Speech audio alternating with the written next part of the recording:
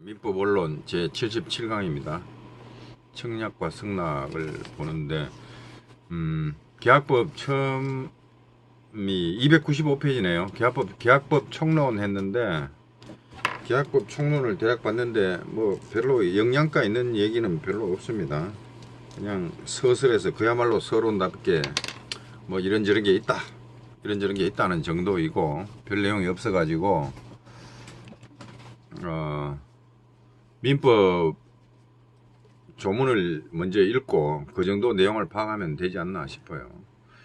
그 다음에 여기 이제 목차를 보면 채권편이 1장 총칙 채권의 목적이 나오고 채권의 효력에 관해서 규정하고 그 다음에 수인의 채권자 채무자 연대 채무 보증 채무 채권 양도 채무 인수 채권 소멸 이렇게 규정한 다음에 공탁, 상계, 경계, 면제, 혼동, 지시채권, 무기명채권 간 다음에 제2장이 계약입니다.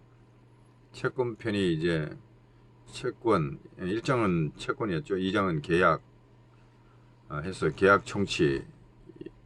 계약 총칙에 보면 이제 각종 계약이 나오기 전에 총칙으로 규정한 게 계약이 어떻게 성립하는지, 계약의 일반적 효력이 뭔지, 계약 해지, 해제, 계약을 마무리하는 건 어떻게 하는 건지, 파기시켜버린 거죠, 이거는.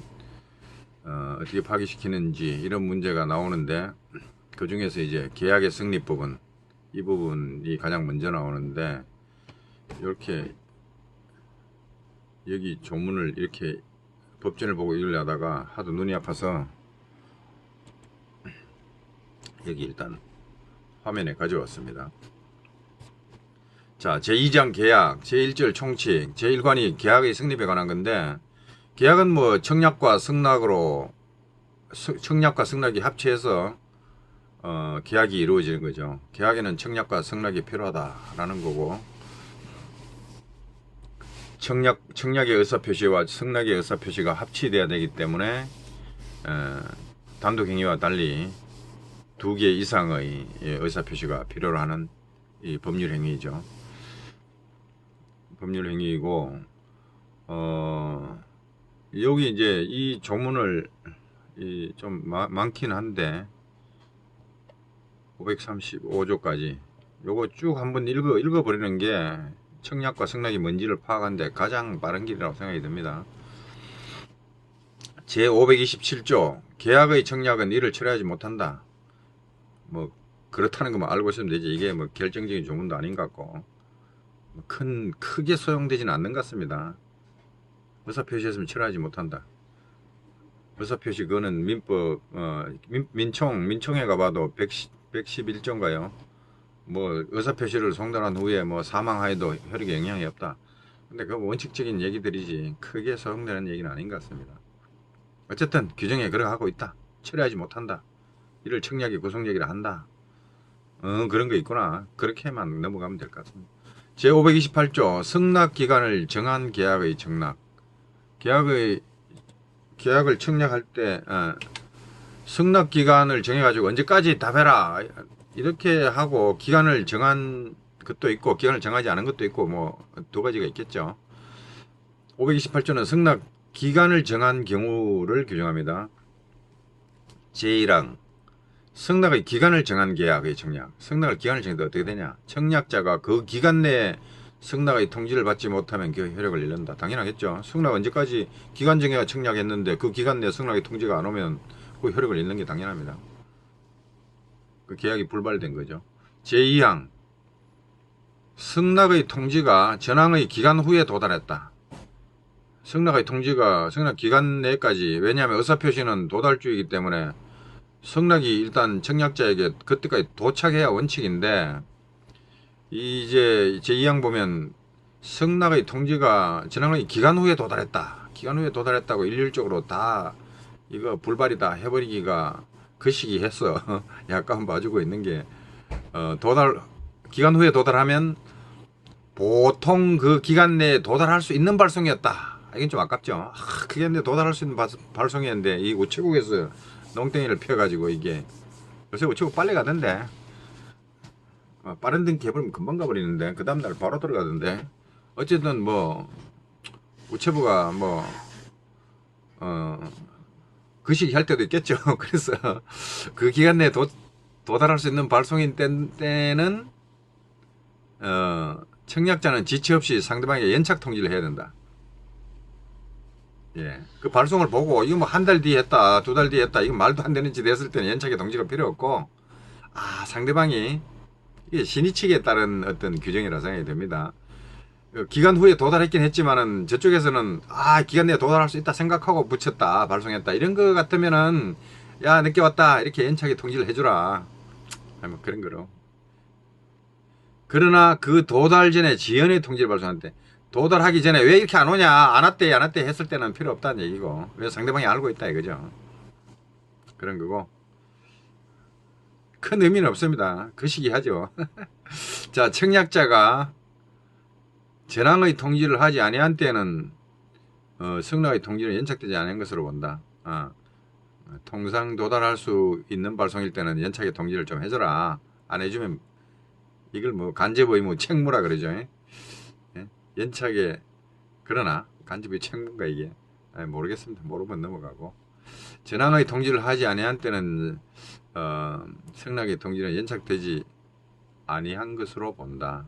그죠? 의무는 뭔가 급부를 해야 된다 하는 강제이행을 청구할 수 있고 그런 것들인데, 이거는 연착에 통지를 해야 되는데 안 해버리면 연착되지 않은 것으로 만들어 버리니까, 이것도 일종의 의무, 간접 의무라고 하던가, 뭐 공부한 지 오래된 저도 모르겠습니다. 이게 넘어갑시다. 그게 중요하지 않습니다. 잘 몰라도 됩니다.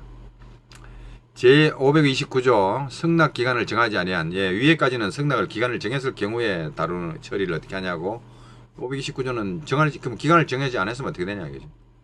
승낙의 기간을 정하지 아니한 계약의 청약은 청약자가 상당한 기간 내에, 기간을 정하지 아니했다 해서 평생 가는 게 아니란 얘기죠. 우리가 사회통념상 봤을 때 상당한 기간이 지났는데 승낙이 안 오면 그 청약은 끝나는 거지. 청약 한번 했다 해가 평생 물고 늘어지지 말라는 얘기죠. 청약했을 때는 기간을 안 정해도 적정한 시기에 상당 기간 내에 그걸 계약을 짓기를 마무리 지었으니까 청약했지. 평생 내가 이거 한다. 평생 한다는 거는 그 특별한 그 특약 뭐랄까요? 그런 조건을 달든가 평생 한다는 뭐 어떤 의사표시를 해가지고 합쳐서 이렇게 했으면 또 평생 갈 수도 있다고 봐요. 근데 일단 별로 중요하지 않고, 제530조 연착된 승낙, 전 2조의 경우에 연착된 승낙은 청약자가 이를 새 청약으로 볼 수 있다. 승낙 기간 내에 못 들어오거나 상당 기간이 지나가 이 승낙으로서 효력이 없는 경우에도 청약자가 이를 그걸 새 청약으로 보고 자기가 그거다 승낙을 해버릴 수 있다. 그러면 되겠죠. 새 청약 볼 수 있다. 근데 계약이 성립하기 전에 이렇게 이론적으로 개념적으로 이렇게 계약이 성립되는 과정을 개념적으로 이렇게 분해해서 보면 이게 다 맞습니다. 그러나 실제로 현실에 생활할 때 사람들이 이런 거 잘 안 지키는 것 같고, 우리는 뭐 개념적으로는 이렇게 사태가 진행되는구나 하는 논리적 과정을 추적하는 데 필요한 조문들이다, 이렇게 보여집니다. 이게 많이 쓰이는 조문이 아니기 때문에 별로 관심이 안 갑니다. 그런 정도로구나. 그 다음에 제531조 격지자간 계약은 승낙의 통지를 발송한 때 성립한다. 여기에 발신주의 그래가지고 도달주의 예외다 뭐 어쩌고 하는데, 멀리 떨어져 있기 때문에 멀리 떨어진 사람들끼리는 청약을 보냈으면 이미 계약이 성립될 것을 각오하고 있기 때문에 승낙의 통지를 해서 발송하면 그때 성립한다, 이런 얘기고, 그러려니 하고 넘어가면 되고. 532조 의사실현에 의한 계약의 성립, 청약자의 의사표시나 관습에 의하여 승낙의 통지가 필요하지 않은 경우도 있다. 이것도 뭐 한참 설명하는데 뭐 한참 설명 필요 없습니다. 예외적으로 이런 게 나중에 등장하면 이게 그거네 하고 넘어가면 되고, 뭐 첨예하지 않습니다, 문제가. 자, 계약은 승낙의 의사표시로 인정되는 사실, 뭐 주차장인가요? 주차장에 문 활짝 열어놓고 주차하고 나갈 때 카드 긁고 나가세요 하면 그게 주차 계약의 성립이다, 뭐 이런 거 같고, 주차장에 차를 몰고 돌았으면 돈 낼 의사가 있다, 계약이 성립했다, 의사 실현이다, 이렇게 설명했던 거 아닌가 싶어요. 명시적이지 않고, 그죠? 관습적으로 그냥 주차장 들어가면 돈 내고 나오잖아요. 그런 거는 승낙의 의사 표시로 인정되는 청약은 뭐냐? 주차장 설치가 청약을 합니다. 여기 들어오면 돈 내야 됩니다. 주차 계약이 성립합니다. 청약해 놓으면 주차 차 몰고 샥 들어갔다가 차 대놓고 있다가 돈 내고 샥 나옵니다. 무인 주차 시설 그렇게 하겠죠. 그게 의사실현에 의한 계약 성립이 아닌가 싶기도 하는데 잘 모르겠습니다. 비슷하네요. 자, 533조 교차 청약. 당사자 간에 동일한 내용의 청약이 서로 짱 마주쳤다. 양 청약이 상대방에게 도달한 때 청약 두 개 다 양쪽에 도달해야 계약이 성립합니다. 똑같은 내용을 서로 계약 체결하겠다고 발송했으니까 뭐 성립시키면 되죠. 뭐 서로 좋아하는데 뭐. 자, 534조 변경을 가한 승낙. 승낙자가 청약에 대해 조건을 붙이거나 변경을 가. 이게 참 오버합니다. 그죠? 청약 그대로 싫다 좋다 하면 될 건데 그거다 또 오지랖이 넓어가지고 조건을 붙이고 변경을 해가지고 승낙해 버립니다. 그러면 청약자가 뭐가 됩니까? 양반이 혼자 알아서 북치고 장구치고 그 청약의 거절과 동시에 새로 청약으로 봐버린다. 예, 그래야 됩니다. 자기 멋대로 승낙자가 막 뒤집어 갖고 붙여놓으면 그게 승낙입니까? 그게 청약이지. 변질이 돼버렸죠. 예, 그렇게 되고 제535조 계약 체결상의 과실. 목적이 불능한 계약을 체결할 때 그 불능을 알았거나 알 수 있었을 자는 상대방이 그 계약의 유효를 믿었으므로 인하여 받은 손해를 배상해야 한다. 그러나 그 배상액은 계약이 유효함으로 인하여 생길 이익을 넘지 못한다. 뭐 조금 서너 번 읽어볼 필요도 있어 보이는데 그냥 읽고 넘어가면 됩니다. 제2항 전항의 규정은 상대방이 그 불능을 알았거나 알 수 있을 때는 정하지 않는다. 계약 체결성의 과실이 문제되면 이 조문 펴놓고 연구하면 됩니다. 그런 정도지 뭐 여기서 심각하게 고민할 이유가 없다. 예, 일단 교재로 돌아옵니다. 295페이지를 보면 계약법 서론, 사회제도로서의 계약. 이거 뭐랄까요? 그 역사적 의미, 계약이 근대사회에서 어떤 역할을 해왔는가 뭐 그런 거 쓴 것 같고 한 페이지 넘어갑니다. 여러분 읽어보세요. 그냥 소설 읽듯이 읽고 넘어가면 됩니다. 296 법제도로서의 계약. 여기에는 뭐 한 개 챙길 게 있는 것 같아. 법제도 계약고 괄호 1번, 괄호 2번, 괄호 3번 보면요. 527조 이하가 염두에 둔 것은 채권의 발생을 목적으로 한 계약, 즉 채권 계약이다. 채권 계약이죠. 이제 저도 의미를 이제 알았습니다. 채권 계약이 뭐냐? 채권 발생을 목적으로 한 계약이다. 여기. 그 다음에 그 밖에 저당권 설정 같은 물권 계약도 있다. 보통 물권적 합의라고 그런다. 이 물권 발생을 그러면 채권 발생을 목적으로 한 계약이 채권 계약이면 물권 발생을 목적으로 하는 물권 변동이겠죠. 물권 변동을 목적으로 하는 계약은 물권 계약이라고 부르고 물권적 합의라고 부르고 그 다음에 채권 양도와 같은 것은 준물권 계약이다. 준물권 계약. 물권 계약을 하면 근데 물권적 합의만으로 물권 변동이 안 일어나는데 등기를 해야 되는데 그러면 채권 양도는 준물권 계약. 이것도 이제 채권이라는 권리를 이전시켜 버리는 목적으로 하기 때문에 준물권 계약이다. 물권은 아니지만 채권의 변동을 초래한다. 그래서 이제 준물권 계약 이렇게 쓴 게 아닌가. 의미가 잘 파악이 안 됩니다만은 채권 양도가 처분 행위라는 점을 염두에 두면 왜 준물권 계약을 했는지 대략 짐작은 갑니다. 자, 혼인이나 입양과 같은 것은 가족법상의 계약이다. 어쨌든 계약의 종류가 채권 계약, 물권 계약, 준물권 계약, 가족법상 계약 이렇게 분류될 수 있겠구나 하는 게 저도 여기서 보면서 이것 봐라. 이거 좀 챙길 필요가 있겠네 이 생각이 듭니다. 그 다음에 이제 밑에 내려오면 단락번호 2004 계약법. 계약법의 의의. 계약법은 뭐 사회적으로 어떤 기능 역할을 하는가 뭐 그런 거 써놓은 것 같고요. 나 2장의 서술 내용. 서술 내용은 읽어보면 알겠죠. 읽어보면 아는 거고 웬만하면 그 판덱텐이니까 판덱텐 책이니까 법전 순서대로 해주시면 감사하겠는데 또 요즘은 뭐 이게 편제를 법전 순서하고 좀 다르게 하는 게 유행이라고 하는 말이 귀너머로 살짝 들리더만 이렇게 편제했네요. 뭐 그래봤자 법은 법입니다. 자, 그 다음에 이 계약과 자유, 계약자유 원칙, 헌법이 보장하는 겁니다. 자, 298페이지 구체적 내용. 요거 헌법에 나오는 건데 지금 현재 판례에 나왔던 것 같은데 뭐 이거 옮겨놨고, 그 다음에 2008 단락권 2008 계약의 자유, 계약과 정의 가 서술에 보면 계약 준수의 원칙입니다. 가로 1번 일단 계약이 성립하면 즉시 당사자들 차에서 계약의 효력이 발생한다. 그런데 그 계약의 효력은 당사자들에게 구속으로 기능한다. 예, 계약 준수의 원칙. 이것도 누가 옛날에 이런 거 좋아하는데 진짜 쟤는 영어도 아니고 뭐 거시기 한 유럽 용어 같은데, 유럽 말 같은데 팍타선트입니까? 팍타선트라고 일러요. 세르반다 팍타선트 이게 모르겠다. 우리나라 말로 그냥 계약 준수의 원칙, 계약은 지켜져야 한다, 이런 원칙이 있다. 이건 좀 중요합니다. 계약을 지켜야지 안 지키려고 하는 사람들이 많아요. 이거 안 됩니다.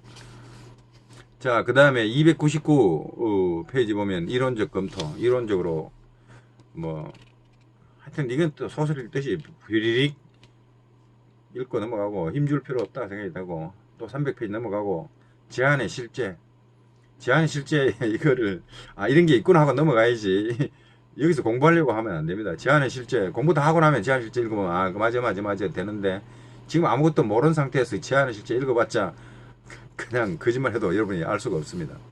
물론 거짓말 했다는 게 아니라, 그러니 너무 꼼꼼히 보지 마라, 서술은. 자, 301 계약의 종류. 뭐 계약의 종류 있겠죠. 이게 계약의 종류. 중요한 것은 전형계약, 비전형계약, 쌍무계약, 편무계약, 유상계약, 무상계약, 낙성계약, 요물계약, 요식계약, 프로식계약, 계속직계약, 일시계약 등. 이거는 가끔 판례에 나오는 용어들입니다. 그 다음에 301페이지 제2절 계약의 성립, 일관 서론. 계약의 성립 뭐 청약과 승낙이 있으면 성립하겠지. 넘어갑니다. 302페이지 청약과 승낙에 의한 성립. 여기 조문 읽어봤잖아요. 청약과 승낙이 합치면 뭐 계약이 성립하지. 청약 가의 청약은 그에 대항하는 상대방의 승낙과 결합하여 일정한 내용의 계약을 성립시킬 것을 목적으로 하는 일방적 확정적 의사표시다. 아직은 일방적 의사표시죠. 승낙이 합쳐지면 계약이 되겠죠. 그 다음에 303페이지 넘어오면 청약의 유인, 이게 있는데, 이 청약을 닮았지만은 청약이 아닌 게 청약의 유인입니다. 계약은 청약과 승낙이 합치해야 되는데 청약의 유인과 승낙이 합치면 어떻게 될까요? 그건 계약이 아니죠. 청약의 유인은 꼬신다. 이 꼬시는 거에 불과해서 청약의 내용이라면 그것이 승낙의 내용과 합쳐져서 계약의 내용, 법률행위의 내용을 이루겠지만, 청약의 유인, 이건 동기 비슷한 거라서 유인, 동기 이런 것은 꼬시기. 그 술집에 그 꼬신 애들 있죠. 그건 뭡니까? 그건 뭐라 그럽니까? 애들 왜 기가 나가지고 술 마시러 오세요 하고 붙잡는 애들, 걔들 뭐라 그러더라? 삐끼. 삐끼 주점, 삐끼. 이 청약의 유인은 삐끼 같은 거라 이 술이 아닙니다. 술집에 들어가 술을 마시지 삐끼한테는 술이 없습니다. 따라서 청약의 유인에는 법률행위의 내용이 없다. 청약의 유인을 믿고 어쩌게 했다. 이거 별로 인정이 안 됩니다. 삐끼를 믿나? 술집에 들어가 술을 마셔야지. 자, 어쨌든 그렇다고 제가 삐끼 주변 가봤다는 얘기가 아니고, 삐끼들 많이 나오잖아요, 길거리에. 자, 어쨌든 청약의 유인 삐끼다. 이 삐끼야. 이러고 넘어가면 되고. 그러니까 청약 유인 믿지 마라. 이 법률행위 내용이 아니다. 그 삐끼 믿지 마라 이거지. 자, 넘어가고 304 계약의 경쟁 체결. 여러분이 읽어보시면 이 작은 글씨로 해놨습니다. 읽어보면 되고. 305페이지 청약의 효력. 청약의 효력 조문에 다 읽어봤는데, 청약의 효력 쭉 내려오면 청약의 효력 발생 조문에 있고, 청약의 실질적 효력 성낙적격입니다. 성낙적격 말이 근사한데 별거. 성낙적격? 청약의 실질적 효력이 성낙적격이야? 형식적 효력과 실질적 효력 이렇게 나누겠죠. 형식적 효력은 뭡니까? 법 조문에 있는 것들. 청약은 도달해야 효력이 발생하고, 도달 전에 행위 능력 상실하더라도 효력을 잃지 않는다. 이런 법적인 효력, 눈에 보이지는 그걸 말할 거고, 실질적 효력 하면 청약의 실제적인 의미가 뭐냐? 성낙적격이 있다. 청약은 성낙을 받을 자격이 있다. 그 얘기를 하고 있는 것 같아요. 첫 문장만 읽어보면 청약의 실질적 효력, 성낙적격. 청약을 받은 상대방은 성낙함으로써 곧 계약을 성립시킬 수 있다. 야, 성낙적격이 있다. 별건 없어요. 다 그 밑에 내려오면 다 청약의 구속력. 청약을 마음대로 처리하지 못한다. 네, 그렇구나 하고 넘어가면 되고. 306페이지 예외적으로 청약의 구속력이 배제되는 경우를 본다. 여기 그 밑에 동그라미 1번, 2번, 동그라미 2번에 두 번째 단락 보면 그 밖에 근로자가 사직원을 제출한 경우에 판례는 사용자의 승낙이 있기 전이라면 특별한 사정이 없는 한 근로자는 사직 의사표시를 처리할 수 있다. 청약에 구속력이 있다고 했는데 그러면 구속력이 있으면 사용자의 승낙이 있기 전이라도 함부로 처리하면 안 되죠. 그러나 근로관계 이게 중간법 영역이죠. 특별한 근로기준법 같은 것은 이 사적 자치 영역이 아닙니다. 그렇다고 이게 공법도 아니고 민사에 관한 어떤 민사의 어떤 그 뭐랄까요 사회 경제적 어떤 정책을 반영하고 있다고 할까요? 약자의 보호 뭐라는 그런 사회법 영역이기 때문에 여기 민법이 고지고대로 적용되지 않기 때문입니다. 그래서 지금 근로관계 이 중요한 문제를 결정하는 데 있어 가지고 사용자 승낙 있기 전에 뭐 청약에 527조 청약은 처리하지 못한다를 그대로 관철하기 어렵다고 봤기 때문에 처리할 수 있다. 또 일하자. 경제 발전에도 도움이 되고 그 다음에 근로자의 그 생계 유지 문제도 있고 해서 그렇게 해석한 게 아닌가 싶은 정도입니다. 그러니까 청약 구속력을 발휘하지 않은 경우죠. 그 다음에 307페이지 승낙의 소멸 이거는 뭐 조문에 있고요. 대략 읽어보시고 308페이지 청약 상대방의 지위 이것도 대략 보시고 309페이지 승낙은 뭐 청약 받으면은 거기 맞장구 쳐주는 게 승낙이죠. 뭐. 그 다음에 그 쭉 끝에 내려오면 연착된 승낙 그 조문에 다 봤죠. 그 다음에 310페이지로 넘어갑니다. 승낙의 효력 발생 시기 제가 막 넘어가 여러분들 소설 읽듯이 한번 읽어보라는 얘기입니다. 힘을 주지 말라는 얘기죠. 자, 이 정도 제가 뭐 굳이 설명할 게 없습니다. 311 페이지까지 한글로 치고 하여튼 계약법 서로는 쭉 그 식이구나 그렇구나 하고 쭉 넘어오면 되고 너무 또 휘릭 넘어가니까 최근 건 다 넘어가 버릴 것 같아서 여기서 일단 끊습니다. 끊고 다음에는 합의를 보기로 하고 지금까지 한 것은 어디까지 마쳤냐 청약과 승낙을 마친 걸로 하고 여기서 끝내겠습니다.